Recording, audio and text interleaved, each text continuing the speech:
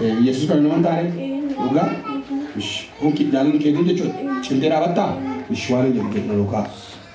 Ya awak ayo, ati wak, ani nama, arrakasi, akka tenab jette, maram dur baralatte, maram dur barra, akka dalatte, akka dute, dua akka kate, mirga akka jirtu, deebiti akka dhuftu, akka nafurattu.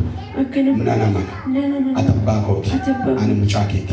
Cubbuu koo hunda isaa dhiiga keetiin narraa dhiqi.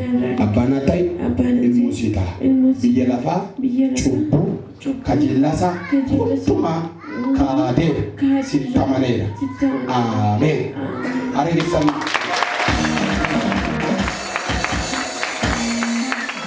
Battalii haa ta'u moo biraa baafta? Kuti bakka gosh. Hundi kuti.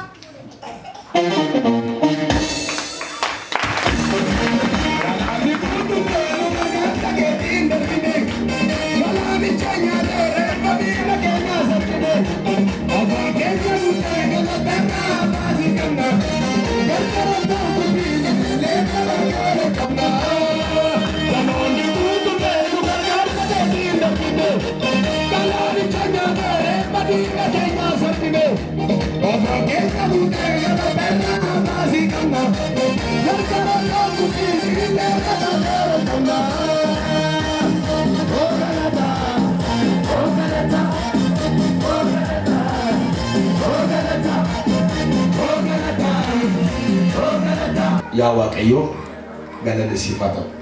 Ati abbaa keenya nuti mucaa keeti.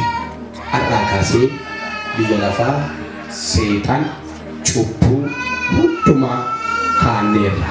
Sitti amanna akka ati maara bira dhalatte, akka duute, du'aa akka kaate, mirga abbaa akka jirtu, deebitee dhuftee akka nu fudhattu in amanna. Biyya lafaa seetaan hundumaa kaanneerra. Maqaa keenya galmee du'aarraa nuu haqi. Galmee jireenyaa irratti nuuf galmeessi. Ameen. Harka rukutaa Waaqayyoon galateeffadhaa. Waaqayyo ayyaana simboo nagaa isiniif haa ta'u.